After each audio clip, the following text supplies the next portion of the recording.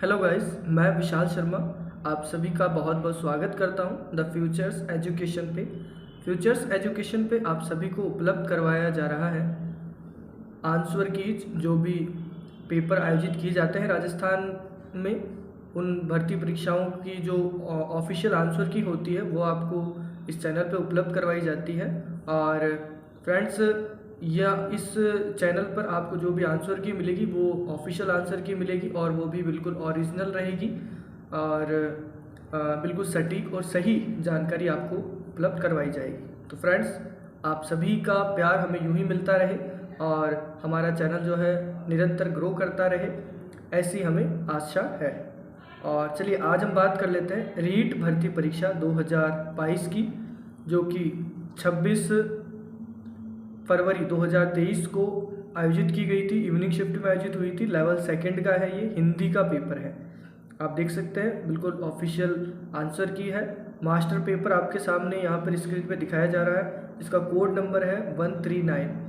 तो फ्रेंड्स, अगर आपका भी पेपर का कोड नंबर 139 है तो आपको कोई प्रॉब्लम नहीं है। फिर तो सेम टू सेम यही आपके क्वेश्चन नंबर रहने वाले हैं और यही आपको आंसर तो रहेगा ही।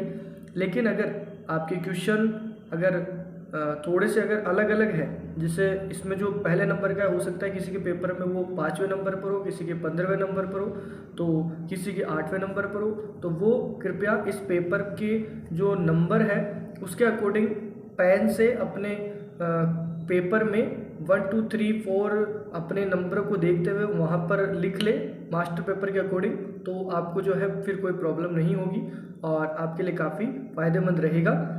आपको जगह जगह जाकर ढूंढना नहीं पड़ेगा और आगे की परीक्षाओं में भी ये शॉर्ट पेपर जो है वो आपको काम आ जाएगा, क्योंकि ऐसे क्वेश्चन हैं जो काफ़ी बार रिपीट हुए हैं इस परीक्षा में और आगे भी वो क्वेश्चन रिपीट होंगे, तो वो आपको काफ़ी हेल्पफुल रहने वाले हैं। चलिए हम शुरू करते हैं क्वेश्चन नंबर 1 से। तो फ्रेंड्स, आप स्क्रीन पर देख सकते हैं भादला सोलर पार्क कहाँ स्थित है। जैसे कि हम बोलते हैं इसको भडला सोलर पार्क, इस नाम से आपने सुना होगा। तो भादला सोलर पार्क जो है वो कहाँ स्थित है, तो ये है हमारे जोधपुर में स्थित है।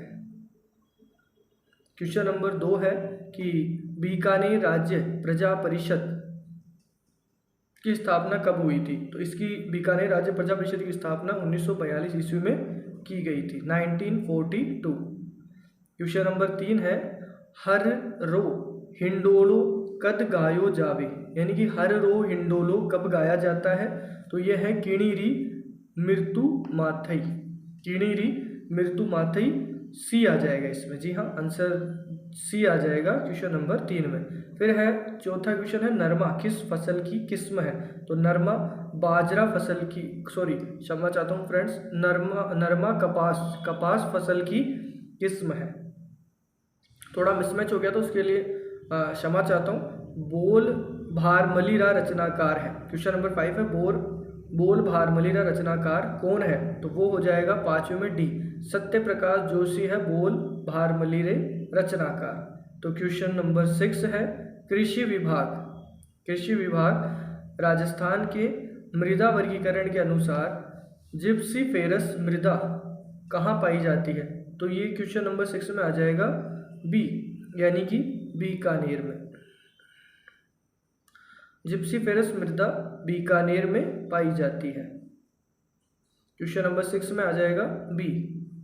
फिर है क्वेश्चन नंबर 7, वह नदी जो वन की आशा के नाम से जानी जाती है। तो आप सभी जानते हैं, ये तो काफ़ी सरल क्वेश्चन है और काफ़ी बार रिपीट होता है। ये बनास नदी वन की आशा के नाम से जानी जाती है, 7वें में हो जाएगा बी। फिर है क्वेश्चन नंबर 8, राजस्थानी काव्य में डांखड़ा नावसु नवो काव्य रूप चलायणे घना चावा हुआ। तो इसमें हो जाएगा 8वें में बी। क्वेश्चन नंबर 8 में हो जाएगा आंसर बी, मोहन आलोक। चलिए क्वेश्चन नंबर 9 देख लेते हैं। हरियाली अमावस्या का पर्व कब मनाया जाता है। तो ये श्रावण अमावस्या को मनाया जाता है। जी हाँ, काफ़ी फेमस है राजस्थान में हरियाली अमावस्या, श्रावण माह में अमावस्या के दिन मनाया जाता है। फिर यहाँ पर है कि क्वेश्चन नंबर 10 है प्रसिद्ध चित्रकार साहिबराम किस चित्रकला शैली से संबंधित है? तो ये हो जाएगा जयपुर शैली से संबंधित है। फिर है क्वेश्चन नंबर 11। क्वेश्चन नंबर 11 है, आप देख सकते हैं आपके स्क्रीन पर दिखाया जा रहा है। क्वेश्चन नंबर 11 कि राजस्थान में स्त्रियों द्वारा लहरिया किस अवसर पर पहना जाता है? तो राजस्थान में स्त्रियों द्वारा जो लहरिया है वो सावन माह में तीज के अवसर पर सावनी तीज पर पहना जाता है। फिर क्वेश्चन 12 है, वर्ष 2011 की जनगणना अनुसार राजस्थान में वह जिला जहां शहरी जनसंख्या राज्य में सर्वाधिक रही है, तो ये हो जाएगा सी कोटा में सर्वाधिक रही है। फिर है किण संतरी वाणिया रो संग्रही अणभय वाणी रे नाव सु जाण्यो जावे, यानी कि ये काफ़ी बार क्वेश्चन किया गया है और ये हिंदी में काफ़ी बार पूछा गया है। इसमें टोटली जो अगर ये पूरी लाइन देखी जाए तो मारवाड़ी में दी गई है, लेकिन ये हिंदी में भी कई बार पूछ लिया जाता है कि किस संत की जो वाणियों का संग्रह है वो अणभय वाणी के नाम से जाना जाता है। तो वो काफ़ी बार आता है, ये रिपीट हुआ है काफ़ी बार क्वेश्चन, और ये आ जाएगा ए श्री रामचरण जी। एक जैसे 9 महल किस किले में बने हुए? तो काफ़ी फेमस है। जी हाँ, जयपुर के आमेर के पास में स्थित है नाहरगढ़ में एक जैसे 9 महल बने हुए हैं। 14वें में हो जाएगा सी। फिर है 15वां, जून से सितंबर माह में वर्षा में अधिकतम भिन्नता जिले में अभिलिखित की जाती है। ये भी आप सभी को ध्यान होना चाहिए और ये होगा ही, क्योंकि आप सभी काफ़ी इंटेलिजेंट है। और ये हो जाएगा हमारा 15वें में भी जैसलमेर। तो फ्रेंड्स, हमारी ओर से आप सभी को बहुत बहुत शुभकामनाएं हैं और हम आशा करते हैं कि आप अधिक से अधिक बच्चे जो है वो इस परीक्षा में पास हो और अपना और अपने माता पिता का नाम रोशन करें। और राजस्थान के किस क्षेत्र की रम्मत अधिक प्रसिद्ध है?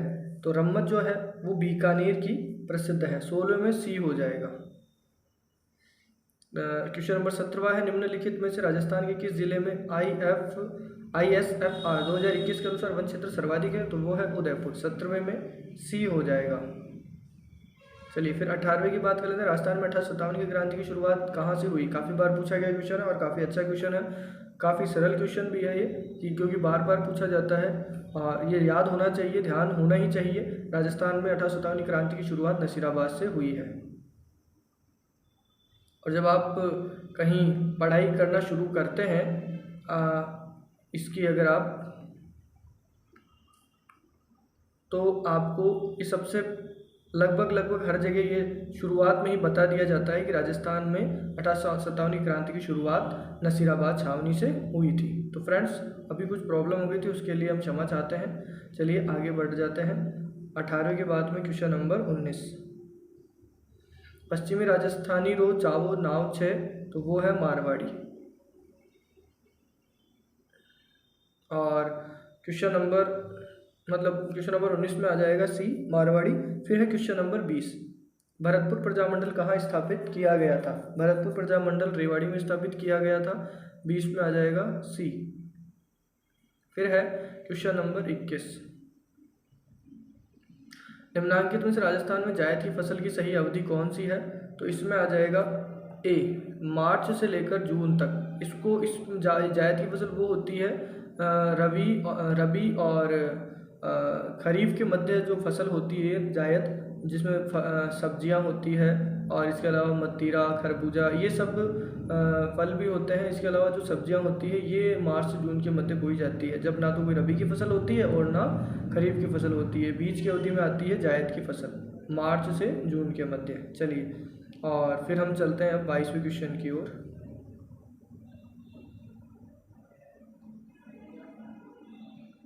रूपारेल नदी का उद्गम होता है। रूपारेल नदी का उद्गम आप सभी जानते ही होंगे, ये तो उदयनाथ पहाड़ी से होता है। ये तो आप लगभग सभी का सही हुआ होगा। रूपारेल नदी का उद्गम उदयनाथ पहाड़ियों से होता है ये। और राजस्थान के आदिवासियों का कुंभ किसे कहा जाता है?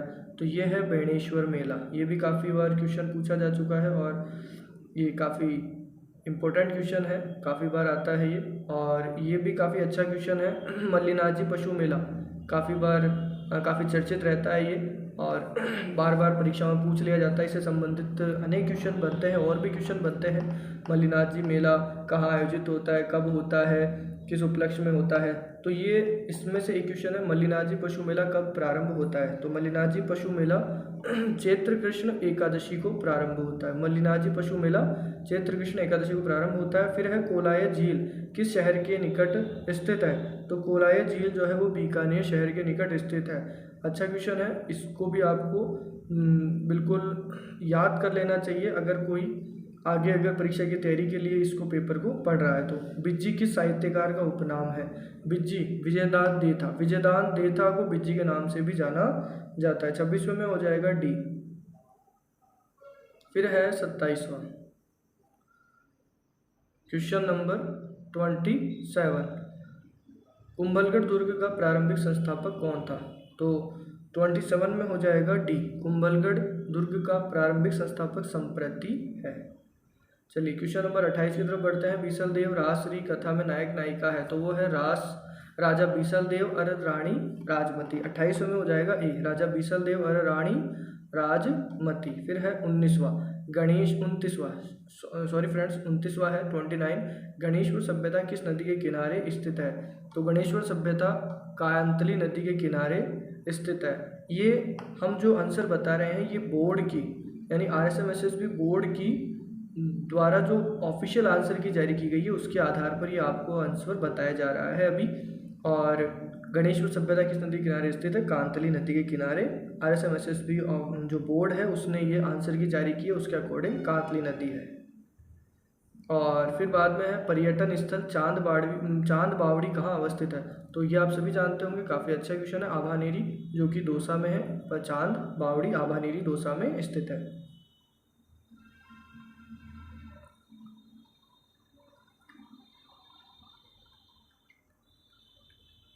फिर है क्वेश्चन नंबर 31, राजस्थान का खींचन गांव किस कारण से जाना जाता है? तो वो कुरजा एक पक्षी है और इसके कारण ये जाना जाता है। राजस्थान का खींचन गांव कुरजा के कारण जाना जाता है, काफ़ी फेमस है, ये प्रसिद्ध है। और फिर बाद में आ जाएगा क्वेश्चन नंबर 32 आ जाएगा, राजस्थान में कौन सी मृदा में क्रोमोस्टर्स उप मृदाकण का विशेष महत्व है? तो ये हो जाएगा क्वेश्चन नंबर 32वें में वर्टिसॉल्स हो जाएगा, वर्टिसॉल्स 32वें में आ जाएगा ए। फिर है 33वां, राजस्थानी में रामायण रा रचनाकार है। राजस्थानी में रामायण रा रचनाकार है, 33वें में हो जाएगा सी, मेहोजी। राजस्थान में स्वर्ण अयस्क के भंडार मुख्यतः किस जिले में अनुमानित किए गए हैं? तो 34वें में हो जाएगा ए, बांसवाड़ा। फिर है डूंगरपुर और बांसवाड़ा क्षेत्र की मुख्य बोली वागड़ी। जी हाँ, वागड़ी है यहाँ की, और काफ़ी अच्छा क्वेश्चन है। 35वें में आ जाएगा ए, वागड़ी। जोधपुर के राठौड़ वंश के संस्थापक, राठौड़ राजवंश का संस्थापक कौन था? जी हाँ, जोधपुर के राठौड़ राजवंश का संस्थापक कौन था? तो वो है राव सिंहा। 36वें में हो जाएगा ए, राव सिंहा। फिर बाद में है बांसवाड़ा जिले के क्वेश्चन नंबर 37 है, बांसवाड़ा जिले के सिवानिया कालाकूटा घाटिया क्षेत्र खनिज के भंडारों के लिए जाने जाते हैं। तो ये मैग्नीज के लिए जाने जाते हैं। जी हाँ, ये मैग्नीज के लिए जाने जाते हैं। तो 37 में डी आ जाएगा यहाँ पे। और फिर हम बात करें 38 की, सिलिसेड लेक पैलेस राजस्थान के किस पर्यटन सर्किट में स्थित है? तो ये ब्रज मेवात में है। 38वें में आ जाएगा सी, ब्रज मेवात। तो फ्रेंड्स, अगर वीडियो अच्छा लगे तो बिल्कुल लाइक कर दीजिएगा, और अगर आप नए आए हैं चैनल पे तो सब्सक्राइब करना बिल्कुल ना भूलें और अपने फ्रेंड सर्किल में शेयर करते जाइएगा। फिर है वीरवास तेजाजी बोर्न। तेजाजी का जन्म कहाँ हुआ था? तेजाजी का जन्म, ये आप सभी जानते होंगे, तेजाजी का जन्म काफ़ी अच्छा क्वेश्चन है, खरनाल नागौर में हुआ था। और क्वेश्चन नंबर 40 है, रामसागर वन विहार अभयारण्य राजस्थान के किस जिले में है अवस्थित है? तो रामसागर वन विहार अभयारण्य राजस्थान के धौलपुर जिले में अवस्थित है। जी हाँ, धौलपुर जिले में अवस्थित है। 40वें में ए आ जाएगा। फिर हम बात कर लेते हैं निर्माण श्रमिकों के बच्चों द्वारा किसी अंतर्राष्ट्रीय खेल प्रतियोगिता में भाग लेने पर राजस्थान सरकार द्वारा कितनी प्रोत्साहन राशि प्रदान की जाती है? तो 41वें में ए आ जाएगा, 2 लाख रुपए प्रदान किए जाते हैं निर्माण श्रमिकों के बच्चों के लिए। फिर है क्वेश्चन नंबर 42, नई शिक्षा नीति 2020 के अनुसार कक्षा 5 तक के विद्यार्थियों के लिए शिक्षा का माध्यम निम्न में से किसे रखा गया है? कक्षा 5 तक के लिए है ये, तो वो है मातृभाषा स्थानीय भाषा। जी हाँ, 42वें में हो जाएगा डी। फिर हम चलते हैं क्वेश्चन नंबर 43, 43 में चलते हैं हम और देखते हैं 43 में क्या है कि प्रारंभिक शिक्षा से तात्पर्य कक्षा की शिक्षा से है, यानी कि कहाँ से कहाँ तक की शिक्षा को प्रारंभिक शिक्षा माना जाता है, तो 43वें में आ जाएगा सी, 1 से 8 तक। चलिए आगे देख लेते हैं 44, 44 में विश्वामित्र दादीज के क्षेत्र में अपने योगदान के लिए प्रसिद्ध है, यानी विश्वामित्र जो दादीज है वो किस क्षेत्र में अपने योगदान के लिए प्रसिद्ध है, तो वो है साहित्य के क्षेत्र में। जी हाँ, 44वें में 44 में हो जाएगा डी। फिर बाद में है 45, कोठारी आयोग के अध्यक्ष कौन थे? कोठारी आयोग के अध्यक्ष थे दातार सिंह, 45वें में हो जाएगा सी, कोठारी आयोग के अध्यक्ष दातार सिंह थे, सी। और फिर है 46, भारत और फ्रांस के मध्य एक वायुसेना अभ्यास जिसे किस नाम से जाना जाता है 26 अक्टूबर 2022 से जोधपुर में आयोजित किया गया था, तो वो है गरुड़। जी हाँ, ये हो जाएगा गरुड़, डी आ जाएगा इसमें।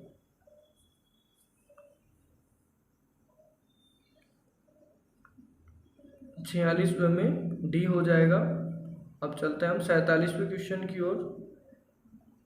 आप देख सकते हैं आपकी स्क्रीन पे दिखाया जा रहा है क्वेश्चन नंबर 47 है ये, 47, और इसमें है निम्न में से कौन सा एशियाई विकास बैंक द्वारा वित्त पोषित नहीं है, तो ये हो जाएगा राजस्थान राज्य राजमार्ग विकास कार्यक्रम सेकंड एशियाई विकास बैंक के द्वारा वित्त पोषित नहीं है। जी हाँ, ये डी हो जाएगा इसमें, 47वें में डी हो जाएगा।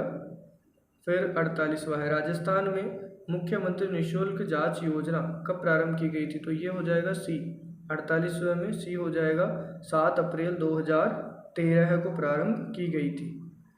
फिर है 49, अब इनको हमें सुमेलित करना है और इसको देख लेते हैं कि 49 में है कि राजस्थान राज्य के प्रतीक चिन्ह और वैज्ञानिक नाम, ये प्रतीक चिन्ह और वैज्ञानिक नाम दिए गए, इनको सुमेलित करना है हमें, और इसका जो आंसर होगा वो होगा बी होगा।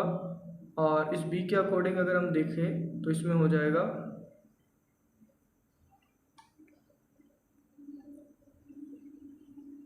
जी हाँ, बी हो जाएगा।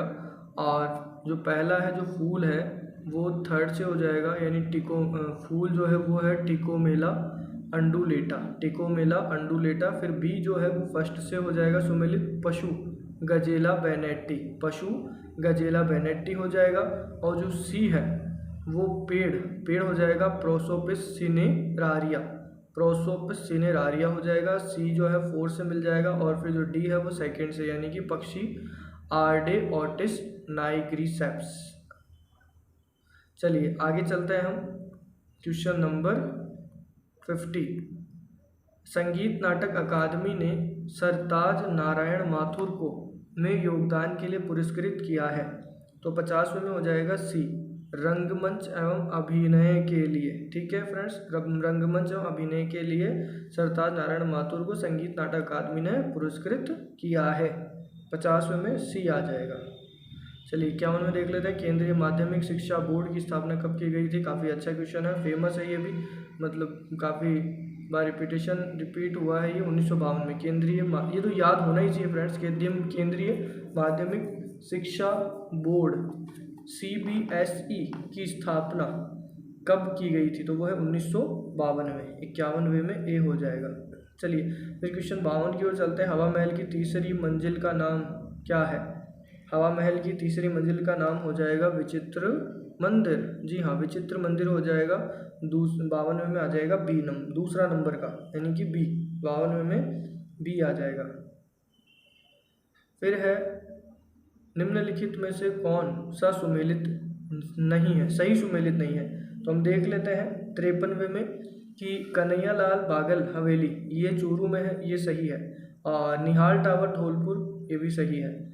मोड़ा पहाड़ झुंझुनू ये भी सही है। और हजरत कमरुद्दीन शाह की दरगाह नागौर, ये दरगाह जो है हजरत कमरुद्दीन शाह की दरगाह नागौर में नहीं है, तो ये यहाँ पे गलत दिया गया है, ये सुमेलित नहीं होता है। 53वें में डी जो है वो सही सुमेलित नहीं है।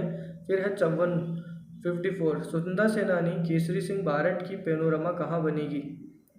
स्वतंत्रता सेनानी केसरी सिंह बारहट की पैनोरमा कहाँ बनेगी? तो 54वें में सी आ जाएगा, शाहपुरा भीलवाड़ा में बनेगी। शाहपुरा भीलवाड़ा 54वें में सी। फिर 55 है, 25% आरक्षित सीटों में से सीट कितने प्रतिशत सीट अनुसूचित जाति व अनुसूचित जनजाति के अतिरिक्त असुविधाग्रस्त समूह वर्ग के बच्चों के लिए आरक्षित की गई है? तो 55वें में हो जाएगा डी, 16%। जी हाँ, 55वें में आ जाएगा डी, 16%। भारतीय संविधान का कौन सा अनुच्छेद राज्य की कार्यपालिका शक्ति के बारे में है? ये हो जाएगा 56वें में ए, 154, अनुच्छेद 154। फिर है मेधावी, क्वेश्चन नंबर 57 है, मेधावी छात्रा स्कूटी योजना राजस्थान में शिक्षा को सशक्त कर रही है। तो कौन सी मेधावी छात्रा स्कूटी योजना है, किस नाम पर है? तो वो है कालीबाई भील के नाम पर है। डी आ जाएगा ये, डी। और फिर है 58, क्वेश्चन नंबर 58 है, निम्नलिखित में से किसे एथलेटिक्स श्रेणी में प्रथम महाराणा प्रताप पुरस्कार 1982-83 सम्मानित नहीं किया गया था? तो वो है राजेंद्र प्रसाद शर्मा। 58वें में डी, राजेंद्र प्रसाद शर्मा। फिर है ceramic electrical research and development centre कहाँ स्थित है? Ceramic electrical research and development जो सेंटर है वो बीकानेर में स्थित है। 59वें में हो जाएगा ए, 59वें में ए आ जाएगा। फिर है 60, अगर अनुसूचित जाति वर्ग के लिए आरक्षित सीटों के लिए समुचित मात्रा में आवेदन प्राप्त न हो तो उन्हें किस वर्ग से भरा जा सकता है? अगर अनुसूचित जाति वर्ग से नहीं है तो फिर अनुसूचित जनजाति वर्ग से आप मतलब भरा जा सकता है। 60वें में हो जाएगा बी। और फिर है 61, किस जिले को विशेष रूप से दिव्यांग लोगों के सशक्तिकरण के लिए दिसंबर 2022 में पुरस्कृत किया गया था? 61वें में आ जाएगा डी, अलवर। नई शिक्षा नीति 2020 में स्कूल शिक्षा में 10+2 पैटर्न के स्थान पर अब इनमें से किस पैटर्न को अपनाया गया है? तो वो हो जाएगा 5+3। 62वें में बी, 5+3+3+4, 62वें में बी हो जाएगा। फिर है 63वां, अब इसको हमें इनको हमें व्यवस्थित करना है कि राजस्थान के निम्नलिखित पूर्व मुख्य सचिवों को उनके कार्यकाल के अनुसार कालानुक्रम में व्यवस्थित करें। तो 63वें में आ जाएगा ए, 63वें में हो जाएगा ए, CK मैथ्यू, राजीव महर्षि, निहाल चंद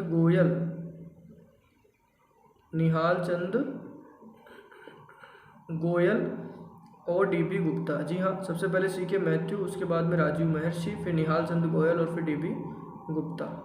चलिए आगे बढ़ते हैं हम। Question number 64, Swami Vivekananda model school के संदर्भ में दिए गए कथनों में से कौन सा कथन गलत है? तो क्वेश्चन नंबर 64 में हो जाएगा बी, यह कक्षा 6 से 12 तक के आवासीय अंग्रेजी माध्यम के विद्यालय है। ये गलत है, बाकी ये विद्यालय CBSE से मान्यता प्राप्त है, सही है। तो ये गलत है बस यहाँ पर, और ये गलत है। और इसके अलावा इन विद्यालयों का संचालन समसा के तहत राजस्थान स्कूल शिक्षा परिषद के द्वारा किया जाता है, ये भी सही है। इन विद्यालयों में सह शिक्षा की व्यवस्था है, तो ये भी सही है। चलिए, तो इसमें जो आएगा वो बी आ जाएगा, ठीक है, ये गलत है यहाँ पे। और फिर है 65 में, राजस्थान के निम्नलिखित में से किस जिले में G20 अध्यक्षता की पहली शेरपा बैठक दिसंबर 2022 में आयोजित की गई थी? तो वो हो जाएगा उदयपुर। 65वें में डी। फिर है 66, निम्न में से शुद्ध वाक्य का चयन कीजिए। तो 66 में जो शुद्ध वाक्य है वो है डी, काशी सदा से भारतीय संस्कृति का केंद्र रहा है। ये बिल्कुल शुद्ध वाक्य है। स्त्रीलिंग शब्द नहीं है, तो जो चंदन है वो स्त्रीलिंग शब्द नहीं है। 67वें में हो जाएगा बी। फिर है 68, निम्नलिखित वर्णों को उनके उच्चारण के स्थान से सुमेलित कीजिए। तो देख लीजिए, इसमें बहुत सरल है। कंठ, क जो है वो कंठ से उच्चारित होता है। तय जो है वो दंतव्य से उच्चारित होता है। न है जो नासिका से उच्चारित होता है। जो श है वो तालु से उच्चारित होता है। तो इसके अकॉर्डिंग हम ये कह सकते हैं कि सी सही है इसका। और बोर्ड की जो ऑफिशियल वेबसाइट है उसके अकॉर्डिंग भी बिल्कुल ये सही है। 68वें में सी आ जाएगा, ठीक है। और फिर चलते हैं 69 में। ये जो आपको आंसर बताया जा रहा है ये सभी RSMSSB बोर्ड के द्वारा जो ऑफिशियल आंसर की जो जारी की गई है उसके अकॉर्डिंग आपको बताया जा रहा है। तो वीडियो अच्छा लगे लाइक कर दीजिएगा और अपने फ्रेंड सर्कल में शेयर करना बिल्कुल ना भूलें। और अगर आप पहली बार चैनल पे आ रहे हैं तो सब्सक्राइब जरूर कर दीजिएगा। संबंध बोधक अव्यय प्रयुक्त हुआ है। संबंध बोधक प्रत्यय प्रयुक्त हुआ है। 69 में आ जाएगा ए, जल के बिना जीवन संभव नहीं है। ये संबंध बोधक अव्यय इसमें प्रयुक्त हुआ है। 69वें में ए हो जाएगा। चलिए फिर बात करते हैं 70 की। निम्नलिखित में से कौन सा शब्द जातिवाचक संज्ञा से निर्मित भाववाचक संज्ञा नहीं है? तो 70वें में डी हो जाएगा, कंजूसी। निम्न में से कौन सा शब्द जातिवाचक संज्ञा से निर्मित भाववाचक संज्ञा नहीं है? तो वो है कंजूसी। 70वें में हो जाएगा डी। फिर देख लीजिए कि एरिया अंग्रेजी शब्द के लिए हिंदी पारिभाषिक शब्द है। 71वें क्वेश्चन की बात है। एरिया अंग्रेजी शब्द के लिए हिंदी पारिभाषिक शब्द है। आप भी काफ़ी बार प्रयोग करते होंगे ये एरिया वो एरिया। तो एरिया जो होता है उसका मतलब होता है 71वें में ए, अंचल। अगर इसको हिंदी पारिभाषिक शब्द की बात करें तो अंचल होता है एरिया, 71वें में ए। फिर है मतैक्य शब्द का सही संधि विच्छेद क्या है? मतैक्य शब्द का जो सही संधि विच्छेद हो जाएगा वो हो जाएगा मत प्लस ऐक्य। मत प्लस ऐक्य, 72वें में सी। फारसी शब्द नहीं है, 73वें में सी हो जाएगा इलाज। ये इलाज जो है फारसी शब्द नहीं है। और आबरू, आवारा, चश्मा ये सभी शब्द फारसी शब्द है। इलाज फारसी शब्द नहीं है, 73वें में सी। और फिर 74 वर्तनी की दृष्टि से अशुद्ध शब्द है, 74वें में हो जाएगा डी, सोडा वर्तनी की दृष्टि से अशुद्ध शब्द है। फिर है 75वें में निम्न में से भाषा की लघुत्तम लिखित इकाई क्या है? भाषा की लघुत्तम जो सबसे लघुत्तम जो इकाई है वो क्या हो सकती है? तो 75वें में डी। ये तो लगभग सभी का सही होगा, वर्ण, यानी सबसे छोटी इकाई वर्ण होती है भाषा की, 75वें में डी। और फिर है क्वेश्चन नंबर 76। चलिए देख लेते हैं 76। निम्नलिखित में से क्रिया के विषय में कौन सा कथन गलत है? तो 76वें में हो जाएगा बी, क्रिया एक अविकारी शब्द है। तो ये गलत है, यहाँ पर क्रिया एक अविकारी शब्द है, ये गलत है, ठीक है, ये गलत है। और चलिए आगे चलते हैं 77 में, यानी कि 77 नंबर में चलते हैं हम। और निम्न में से योग रूढ़ शब्द का उदाहरण कौन सा है? योग रूढ़ शब्द का उदाहरण है एक दंत, डी। योग रूढ़ शब्द का उदाहरण है डी, एक दंत।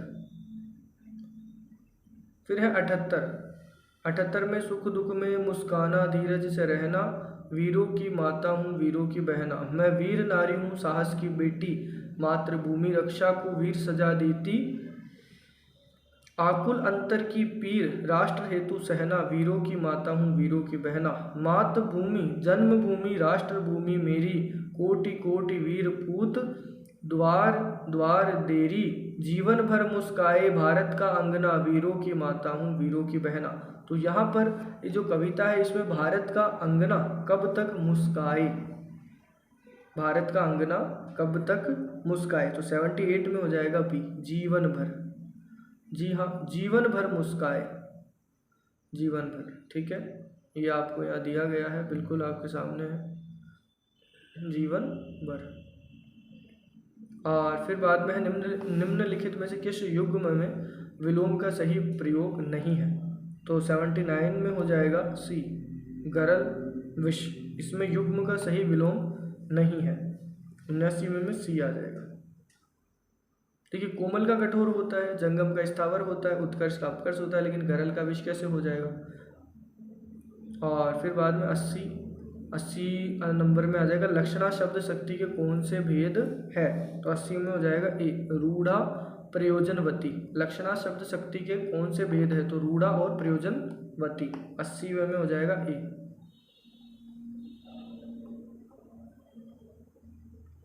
फिर है 81।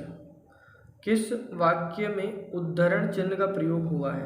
किस वाक्य में उद्धरण चिन्ह का प्रयोग हुआ है? तो वह है कामायनी शंकर प्रसाद की सर्वश्रेष्ठ कृति है। ये उद्धरण चिन्ह का यहाँ पर प्रयोग आपको दिखाया जा रहा है कामायनी में, ठीक है। तो सी हो जाएगा। 81वें में हो जाएगा सी। फिर है 82 कि वह आम को खा रहा है। वाक्य में अशुद्धि है। वाक्य में कैसी अशुद्धि है? वह आम को खा रहा है, तो ये हो जाएगा कारक संबंधी अशुद्धि है। और फिर है वर्तनी की दृष्टि से कौन से समूह में सभी शब्द शुद्ध है? 83 में हो जाएगा बी। वृद्धि, योद्धा और सामर्थ्य, ये सभी शुद्ध है वर्तनी की दृष्टि से। फिर है 84 अंतस्थ व्यंजन नहीं है। तो अंतस्थ व्यंजन य, र, ल, ये ब नहीं है, ठीक है, ब नहीं है, ये गलत है। 84 में हो जाएगा डी। फिर हम देख लेते हैं आगे। निम्न में से किस विकल्प में मुहावरा और उसका अर्थ सुमेलित नहीं है? तो अंगारों पर पैर रखना यानी जोखिम मोल लेना, तो ये तो बिल्कुल सही है। चलिए, कलेजे पर सांप लौटना है नफरत करना, तो ये गलत हो गया थोड़ा सा, ठीक है। और नब्ज पहचानना, स्वभाव जानना सही है। देवता कूच करना, घबरा जाना, ये भी सही है। तो 85 में हो जाएगा बी। कलेजे पर सांप लौटना, नफरत करना, ये गलत है, ठीक है। और फिर आगे चलते हैं हम 86 में। हरकत का अनेकार्थक शब्द समूह है। हरकत का अनेकार्थक समूह शब्द समूह है। तो 86 में हो जाएगा ए गति चेष्टा। 86 में हो जाएगा ए गति चेष्टा। अपनों से बड़ों का आदर करना उचित है। वाक्य में रेखांकित, अपने से बड़ों का आदर करना उचित है, वाक्य में रेखांकित शब्द कौन सा सर्वनाम है? तो 87 में हो जाएगा डी निजवाचक। निजवाचक सर्वनाम है 87 में डी। फिर है 88 एक देश से दूसरे देश में माल भेजना। वाक्यांश के लिए एक शब्द है। एक देश से दूसरे देश में अगर जो माल भेजा जाता है तो उसके लिए एक ही शब्द आता है और वो लगभग सभी लोग जानते हैं, निर्यात।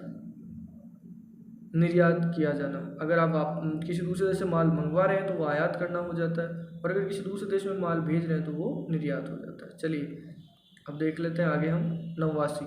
निम्न में से अशुद्ध शब्द कौन सा है? 89 में हो जाएगा ए प्रदर्शनी। प्रदर्शनी नहीं होता है, प्रदर्शनी होता है, ठीक है। प्रदर्शनी होता है, प्रदर्शनी नहीं होता, तो ये गलत है, ये गलत है यहाँ पे। चलिए आगे देख लेते हैं 90 में। निम्न में से जातिवाचक संज्ञा से बना भाववाचक शब्द संज्ञा शब्द कौन सा है? तो 90 में आ जाएगा ए बुढ़ापा। बुढ़ापा जातिवाचक संज्ञा से बना भाववाचक संज्ञा शब्द है बुढ़ापा। प्रभा एक सुशील कन्या है, तो वाक्य में विशेष्य है। 91 में हो जाएगा सी कन्या। कन्या जो है वो विशेष्य है, विशेष्य। प्रभा एक सुशील कन्या है, तो कन्या यहाँ पर क्या है? विशेष्य है। निम्नलिखित में से मिश्र वाक्य का उदाहरण छाटिए। तो 92 में हो जाएगा बी जो कवि लोकप्रिय होता है उसका सम्मान सभी करते हैं। ये मिश्र वाक्य का उदाहरण है। फिर यहाँ पर आपको कविता दी गई है और इसके अनुसार यहाँ पर क्वेश्चन दिया गया है। कविता को देखते हुए धरती पर स्वर्ग जैसा सौंदर्य कब होता है? धरती पर स्वर्ग जैसा सौंदर्य कब होता है? तो 93 में हो जाएगा बी वसंत में। और सौरभ शीतल से क्या अभिप्राय है? 94 में सी आ जाएगा सुगंधित वातावरण से। सौरभ शीतल से क्या अभिप्राय है? सुगंधित वातावरण से। अली पर्यायवाची है। अली किसका पर्यायवाची है? तो 95 में हो जाएगा डी मधुप का पर्यायवाची है अली। जी हाँ, 95 में डी आ जाएगा। अली का जो पर्यायवाची है वो है मधुप। 95 में डी। आगे चलते हैं हम क्वेश्चन नंबर 96।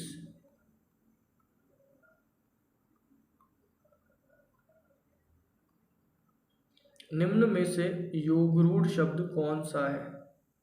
96 आप देख रहे हैं। निम्नलिखित में से योगरूढ़ शब्द कौन सा है? 96 में हो जाएगा बी त्रिनेत्र जो है वो योग रूढ़ शब्द है। 96 में बी आ जाएगा। फिर है 97, निवारण शब्द में उपसर्ग है। 97 में डी आ जाएगा, नी। निवारण शब्द में उपसर्ग जो है वो नी है, 97 में डी। फिर है जो प्रमाण से सिद्ध हो सके, वाक्यांश के लिए एक शब्द है। जो प्रमाण से सिद्ध हो सके उसके लिए एक ही वो उसके लिए कौन सा ऐसा शब्द है जो बिल्कुल सटीक बैठेगा, तो वो है 98 में डी, प्रमेय। जो प्रमाण से सिद्ध हो सके वाक्यांश के लिए एक शब्द है प्रमेय, 98 में डी। 99 पुरुषवाचक सर्वनाम के भेदों की संख्या कितनी है? 99 में पी हो जाएगा 3। पुरुषवाचक सर्वनाम के भेदों की संख्या 3 है। शुद्ध वाक्य का चयन करना है हमें यहाँ पे। शुद्ध वाक्य का चयन कीजिए। 100 में हो जाएगा डी। जो लोग अंदर आना चाहते हैं वे आ सकते हैं, ये बिल्कुल शुद्ध है। निम्नलिखित में से 101 नंबर का क्वेश्चन है। निम्नलिखित में से विलोम शब्द का असंगत युग्म छाटिए, तो वो हो जाएगा अर्वाचीन का प्राचीन सही है, इति का अर्थ सही है, उपकार का अपकार सही है, लेकिन अनुराग का राग गलत है। ठीक है, अनुराग का राग नहीं होता। 101 में हो जाएगा डी। और फिर बाद में सूर्य का पर्यायवाची है, सूर्य का पर्यायवाची 102 में हो जाएगा सी, सविता। सूर्य का पर्यायवाची है सविता।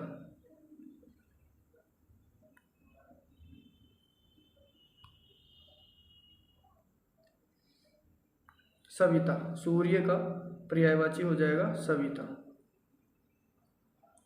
किस समूह में अश्व के सभी पर्याय हैं? घोड़ा तुरंग है, ये काफ़ी बार पूछा हुआ क्वेश्चन है फ्रेंड्स। घोड़ा तुरंग है, ये बार बार रिपीट होता है परीक्षाओं में, काफ़ी इंपॉर्टेंट क्वेश्चन है। अश्व का पर्यायवाची घोड़ा तुरंग है। 103 में सी आ जाएगा। और फिर है तत्सम शब्द का चयन कीजिए, तो इनमें से जो तत्सम शब्द है यह है अमृत। अमृत तत्सम शब्द है। 104 में हो जाएगा सी।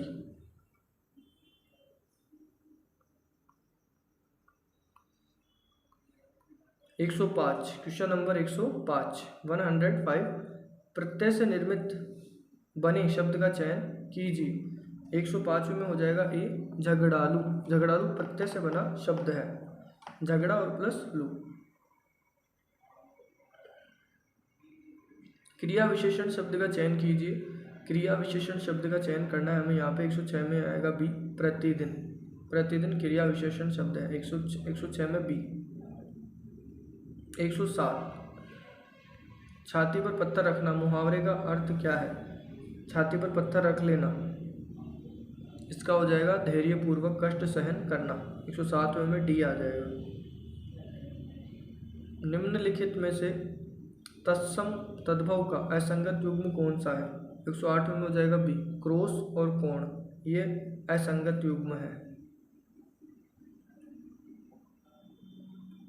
किस वाक्य में अकर्मक क्रिया है? तो बच्चा रोता है, ये अकर्मक है। 109 में बी। हमने एक शेर देखा, वाक्य में काल का चयन कीजिए, तो ये हो जाएगा सामान्य भूतकाल। हमने एक शेर देखा, सामान्य भूतकाल। 110वें में ए आ जाएगा। फिर है 111 सोना धतूरा गेहूँ किस शब्द के अनेकार्थी है? तो आपने भी ये काफ़ी सुना होगा, ये कनक के हैं। 110वें में 111 में सी। 111 में सी आ जाएगा। सोना धतूरा गेहूँ ये अनेकार्थी शब्द है कनक के। 111 में सी। और ये काफ़ी इम्पोर्टेंट क्वेश्चन है। और रत रति युग्म शब्द का सही अर्थ है। 112 में आ जाएगा ए, लीन प्रेम। रत यानी किसी चीज़ में लीन हो जाना और रति यानी प्रेम, तो रत रति युग्म शब्द का सही अर्थ है लीन और प्रेम। 112 में ए हो जाएगा। फिर है 113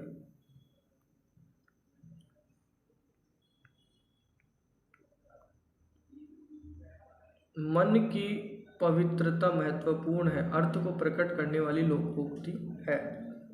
तो मन चंगा तो कठौती में गंगा, ये है इसको प्रकट करने वाली लोकोक्ति। 113 में हो जाएगा सी। सम्मन अंग्रेजी शब्द के लिए हिंदी पारिभाषिक शब्द है। समन, ये आपने भी कई बार सुना होगा। 114 में हो जाएगा ए, बुलाना। समन दिया गया है, ये एक तरीके से नहीं, बुलाना, बुलाया जाता है। और निम्नलिखित में से कौन सा शब्द युग्म सही है? तो 115 में आ जाएगा डी, कृति यानी रचना, और कृति यानी रचना का, ये बिल्कुल सही है। 115 में डी। निम्नलिखित में से संयुक्त वाक्य का चयन कीजिए। निम्नलिखित में से संयुक्त वाक्य हो जाएगा 116 में सी, जब हम घर से बाहर निकले और बारिश होने लगी, ये संयुक्त वाक्य का सही है। हम घर से बाहर निकले और बारिश होने लगी, ये संयुक्त वाक्य है। फिर है अंत्यस्थ व्यंजन कौन सा है? तो अभी हमने ऊपर देखा ही था कौन सा है, और इसको नीचे रिपीट कर दिया गया था। तो ये है अंत्यस्थ व्यंजन, वहाँ था कौन सा नहीं है, और यहाँ पर कौन सा है। तो हमने छाट लिया था ये रेल है, इसके अलावा जो अलग था उसको छाट लिया था। वो बै आया था वहाँ पे, तो यहाँ पे ये आ जाएगा, ये रेल है, ये सब अंत्यस्थ व्यंजन है। तो ये आ गया 117 में ए। फिर है 118, पक्षी शब्द का पर्यायवाची है। देखिए सोम, नभ, सिलिम, ये होगा नहीं इसमें, तो इसमें हो जाएगा द्विज। पक्षी शब्द का पर्यायवाची है। सिलिमुख भी नहीं होता, सोम नहीं होता, नभ नहीं होता, द्विज होता है, द्विज ए। 118 में ए। फिर 119, आंखें खुलना मुहावरे का अर्थ होता है। किसी किसी की आंखें खुल जाती है, हाँ मेरी आंखें खुल गई, ऐसे कुछ लोगों का आपने सुना होगा। तो 119 में डी यानी कि सजग होना। अब वो सजग हो गया, यानी 119 में डी, आंखें खुलने का सही अर्थ होता है सजग होना। फिर है 120, गत गति क्रम का क्रमशः सही अर्थ प्रकट करने वाला शब्द युग्म है।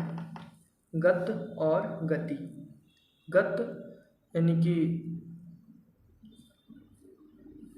बीता हुआ, और गति यानी चाल, ठीक है। तो इसमें 120 में हो जाएगा गत गति का सही अर्थ जो हो जाएगा बीता हुआ और चाल, 120 में बी।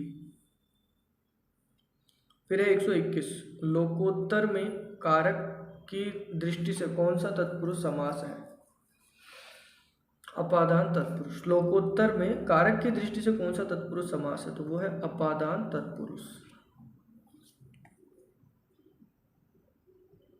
फिर है 122, क्वेश्चन नंबर 122 है, निम्न में से स्त्रीलिंग शब्द नहीं है। स्त्रीलिंग शब्द नहीं है, तो 122 में हो जाएगा डी, सी, सॉरी फ्रेंड्स, सी, डिब्बा। डिब्बा जो है वो स्त्रीलिंग शब्द नहीं है, 122 में सी। और फिर है 123, निम्नलिखित में से शुद्ध वाक्य कौन सा है? 123 में सी हो जाएगा, किसी और से परामर्श लीजिए, ये शुद्ध वाक्य, किसी और से परामर्श लीजिए, ये शुद्ध वाक्य है। 123 में सी। सबकी मति भ्रष्ट होना। सबकी मति भ्रष्ट होना यानी कि ये काफ़ी बार ये अच्छा क्वेश्चन है और काफ़ी चर्चा में रहता है। ये सबकी मति भ्रष्ट होना यानी कि कुएं में ही भांग पड़ जाना। जब कुएं में भांग पड़ गई तो फिर सबकी मति भ्रष्ट हो गई, 124 में सी। और किस शब्द में अव्ययी भाव समास है? अव्ययी भाव तो पंचतंत्र में नहीं होता है, महादेव में नहीं है, ये है इसमें बी। 125 में हो जाएगा बी, आजीवन। ये जो आ है ये, इससे आप पता लगा सकते हो ये अव्ययी भाव। और फिर चलते हैं 126 में, निम्नलिखित में से कौन सा गुण व्याख्यान विधि का नहीं है? तो 126 में ए हो जाएगा, यह मनोवैज्ञानिक विधि है, ये गलत है, ठीक है। व्याख्यान विधि का गुण नहीं है, यह मनोवैज्ञानिक विधि, ये गलत है, ठीक है। 126 में ए। फिर 127, भाषाई कौशल का सही क्रम है। 127 में आ जाएगा सी, सुनना, बोलना, पढ़ना, लिखना। सबसे पहले सुना जाता है, फिर बोला जाता है, फिर पढ़ा जाता है, फिर लिखा जाता है, ये सही क्रम है भाषाई कौशल का, सुनना, बोलना, पढ़ना और लिखना। 127 में सी। और हिंदी शिक्षण में शाखीय अभिक्रमित अनुदेशन की निम्नलिखित में से कौन सी विशेषता नहीं है? 128 में हो जाएगा डी, यह छोटी कक्षाओं हेतु अधिक उपयोगी है, ठीक है, ये विशेषता नहीं है। और कविता शिक्षण की विधि नहीं है, 129 में हो जाएगा डी, सूत्र प्रणाली कविता शिक्षण की विधि नहीं है। फिर है 130, भाषा शिक्षण में दृश्य श्रव्य साधनों का मुख्य प्रयोजन है। 130वें में बी हो जाएगा विद्यार्थियों की विभिन्न इंद्रियों को क्रियाशील बनाना। 130वें में बी। कार्ड पर लिखे शब्दों का चित्रों के साथ मिलान करने का कार्य किस विधि में किया जाता है? तो 131 में आ जाएगा ए। 131 में ए साहचर्य विधि में। 132 मूल्यांकन का संरचनात्मक तथा योगात्मक रूप में वर्गीकरण किसने किया था? 132 में हो जाएगा ए मिकेल स्क्रीवैन ने किया था। फिर है 133 निदानात्मक परीक्षाएं ली जाती हैं। 133 में हो जाएगा बी छात्रों की कमजोरी का पता लगाने के लिए निदानात्मक परीक्षाएं ली जाती हैं। 133 में बी हो जाएगा। और फिर निम्नलिखित में से असत्य कथन क्या है? 134 में डी हो जाएगा मापन के अभाव में मूल्यांकन का कार्य वैज्ञानिक है। मापन के अभाव में मूल्यांकन का कार्य वैज्ञानिक है, ये कथन असत्य है। 134 में डी आ जाएगा। निदानात्मक परीक्षण का मुख्य उद्देश्य है। 135 में ए हो जाएगा छात्र की कमजोरियों का पता लगाना। और N 8 years old child crawls like his younger infant brother is an example of sorry friends एक 8 वर्षीय बालक, क्वेश्चन नंबर 136 यानी 136 नंबर का क्वेश्चन है। एक 8 वर्षीय बालक अपने छोटे भाई की तरह घुटने चलता है, यह उदाहरण है। तो इसमें हो जाएगा ए प्रतिगमन। एक 8 वर्षीय बालक अपने छोटे भाई की तरह घुटने चलता है, यह उदाहरण है प्रतिगमन। 136वें में ए। फिर है 137 स्पीयरमैन की अवधारणा के अनुसार जी इंगित करता है सामान्य बुद्धि को, सी सामान्य बुद्धि को।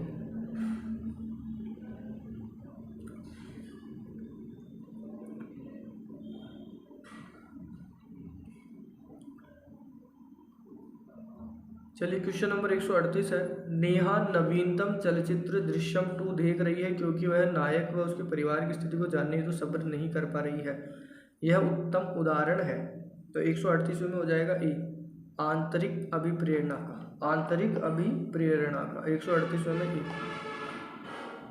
फिर है 139 अदिति प्रातःकालीन कक्षा में जाने के कारण नाश्ता कभी कभी कर पाती है। पेट खाली रहने पर पेट में गड़गड़ाहट होने के कारण उसे खाने की इच्छा होती है, यह निम्नलिखित में से किस का उदाहरण है? तो 139 में हो जाएगा बी अंतर्नोद का उदाहरण है 139 में बी। फिर है 140 निम्नलिखित में से कौन सा कथन सही नहीं है? विकास की गति की दर एक सी रहती है, ये कथन सही नहीं है, गलत है ये यहाँ पे।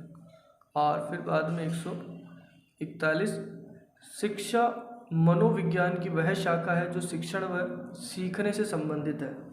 तो 141 में बी हो जाएगा स्किनर के द्वारा ये कथन कहा गया था, स्किनर के द्वारा। 141 में बी। फिर है 142 25 वर्षीय लड़का जिसकी मानसिक आयु 16 है का IQ होगा। तो 142 में सी आ जाएगा 64। 25 वर्षीय लड़का जिसकी मानसिक आयु 16 है का IQ 64 होगा। 142 में सी हो जाएगा।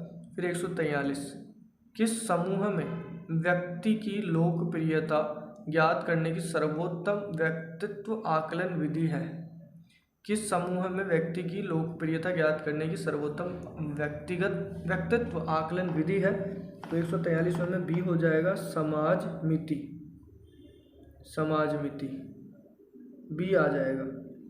143 में बी आ जाएगा। और फिर है 144 किसी बालक के व्यक्तित्व के आकलन हेतु निम्न में से कौन सा परीक्षण सर्वाधिक उपयुक्त है? तो 144 में आ जाएगा ए बालक अंतर्बोध परीक्षण।